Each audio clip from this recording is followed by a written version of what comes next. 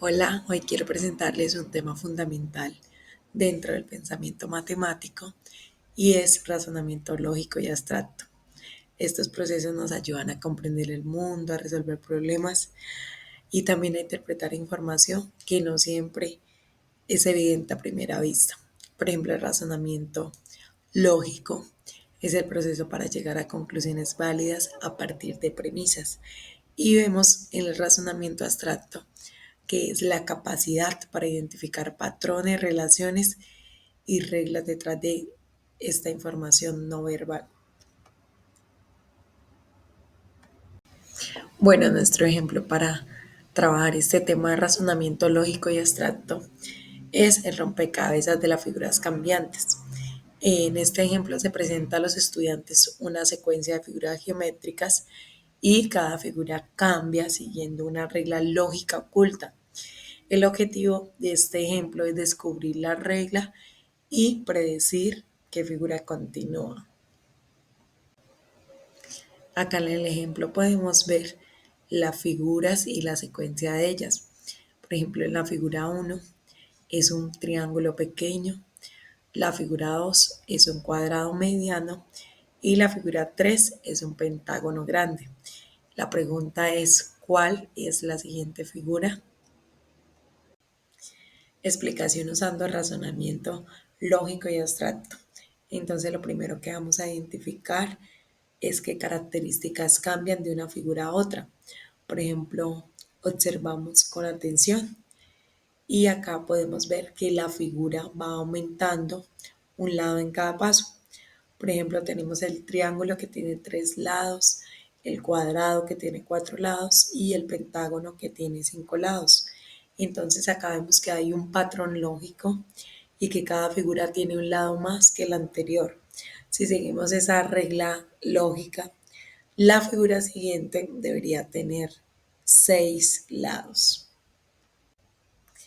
Aplicación de razonamiento abstracto, como les decíamos anteriormente, aquí es donde entra la interpretación más allá de lo literal, ya que no solamente debemos ver las figuras como formas diferentes, sino que debemos extraer esa idea, por ejemplo, los números de lados, comprender la progresión y pues anticipar el siguiente paso. Eh, Primero, el concepto de números de lados. Segundo, el crecimiento progresivo de una característica, como el cambio de tamaño, por ejemplo, el pequeño, mediano, grande. Y esa es la figura de regla secuencial. Este razonamiento no solo depende de memorizar, sino de reconocer y crear una regla mental. Así que concluimos que la siguiente figura de la secuencia es un hexágono, como podemos ver allí la figura, tiene 6 lados y es posiblemente extra grande, siguiendo la lógica del patrón.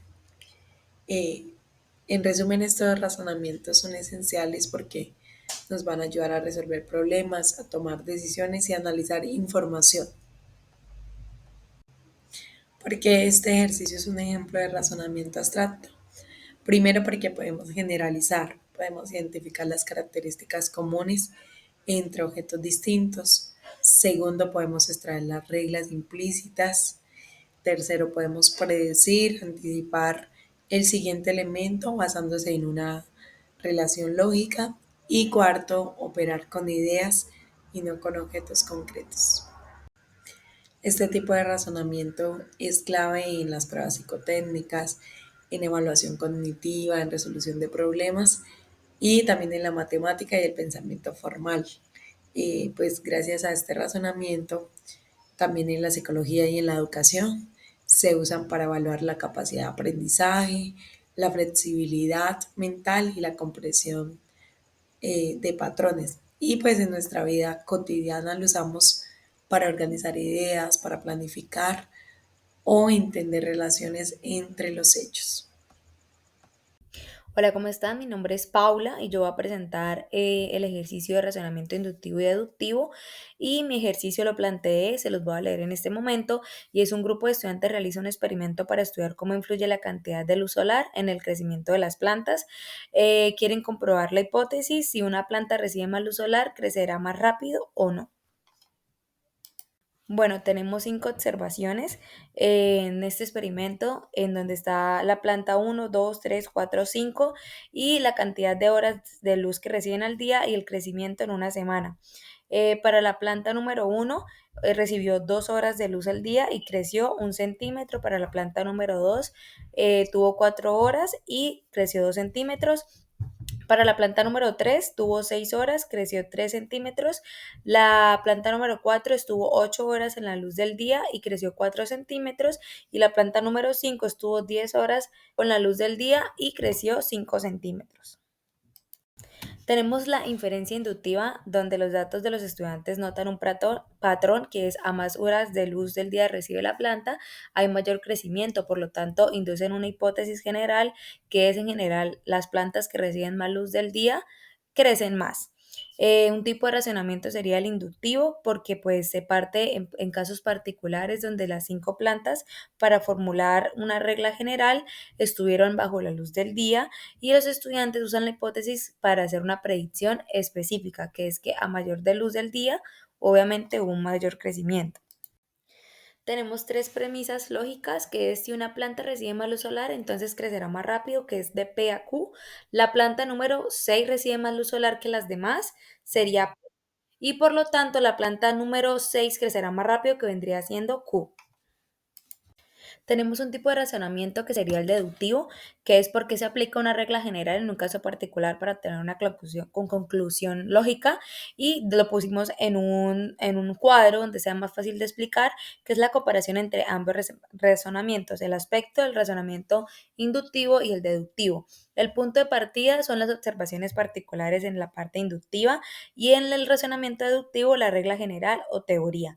En la direccionalidad encontramos en el pensamiento razonamiento inductivo de lo específico a lo general y en el deductivo de lo general a lo específico. Tenemos un ejemplo respecto al ejercicio que colocamos, que es las plantas con más luz crecieron más, así que probablemente todas lo harán, es el razonamiento inductivo. Y para el razonamiento deductivo el ejemplo sería si toda la planta con luz, con más luz crece más, entonces esta planta también lo hará. Y un tipo de conclusión sería, en el inductivo sería probable, no 100% segura, y en el deductivo sería necesaria si las premisas son verdaderas y la conclusión también lo será. La aplicación en el método científico está la etapa del método científico y el tipo de racionamiento. Encontramos en las etapas observación y recolección de datos, que sería inductivo, la formulación de hipótesis, que sería inductivo, la experimentación y comprobación, que sería deductiva, y la conclusión y generalización, que sería inductivo y deductivo combinados. Para este ejercicio concluimos 3 cosas, y es el razonamiento inductivo permite descubrir leyes o patrones a partir de datos observados. El razonamiento deductivo permite comprobar si esas leyes se cumplen en casos nuevos, y ambos son esenciales en el método científico. Primero inducimos una hipótesis y luego deducimos predicciones que podemos probar con experimentos. Silogismo categórico estándar es un tipo de argumento deductivo que consta de exactamente 3 proposiciones categóricas, 2 premisas y una conclusión, en la que aparecen exactamente 3 términos diferentes, cada uno de los cuales se usa 2 veces. La estructura fundamental del silogismo siempre tiene esta forma: una premisa mayor, que es la que contiene el predicado de la conclusión, una premisa menor que contiene el sujeto de la conclusión, y la conclusión es la que afirma la relación entre el término menor y el término mayor. Los 3 términos se representan de esta manera: el término menor, el sujeto de la conclusión; el término mayor, el predicado de la conclusión; el término medio, el término que aparece en ambas premisas, pero no en la conclusión, y es el que conecta el término menor con el término mayor. Las proposiciones categóricas. Cada una de estas preposiciones contiene premisa y conclusión. Debe ser de 4 formas estándar, basada en cantidad, universal o particular, y la calidad afirmativa o negativa. Se representaría de esta forma: universal afirmativa A, todo es P, todo perro es mamífero. Universal negativa se representaría E, ningún S es P, ningún pez es ave.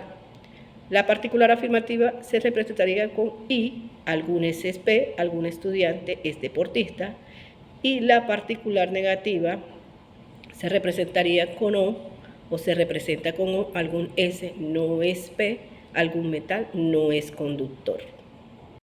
Silogismo inválido. Veamos unos ejemplos. Tenemos la premisa mayor, todo perro es mamífero, sería universal. Premisa menor, algún gato es mamífero, es particular, afirmativa.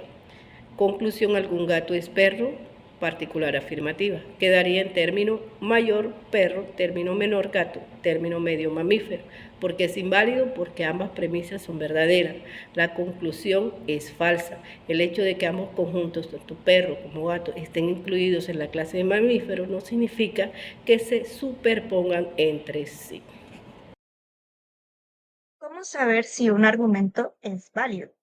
Un argumento es válido cuando es imposible que las premisas sean verdaderas y la conclusión falsa.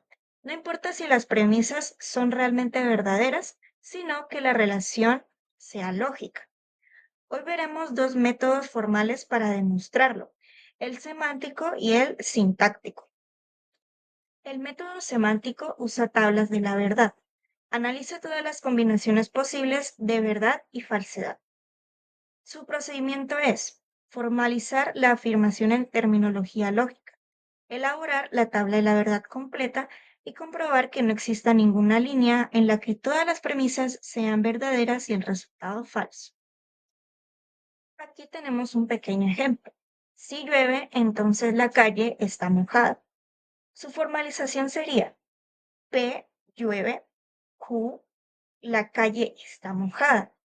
Su primera premisa sería P y Q y su segunda premisa sería solo la P. En conclusión, sería la Q. La tabla de la verdad muestra cuando las premisas son verdaderas y la conclusión también lo es, por lo que este argumento es válido. El método sintáctico usa reglas de indiferencia para derivar la conclusión paso a paso. Tiene principios primarios: modus ponens, modus tollens, silogismo hipotético y introducción-eliminación de confusiones.